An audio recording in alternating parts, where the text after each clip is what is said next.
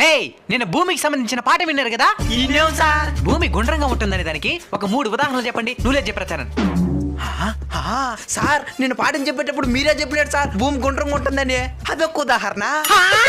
మళ్ళీ పాట అయిపోయిన తర్వాత టెక్స్ట్ బుక్ లో కూడా చదివినా భూమి గుండ్రంగా ఉంటుందని. అదొక ఉదాహరణ.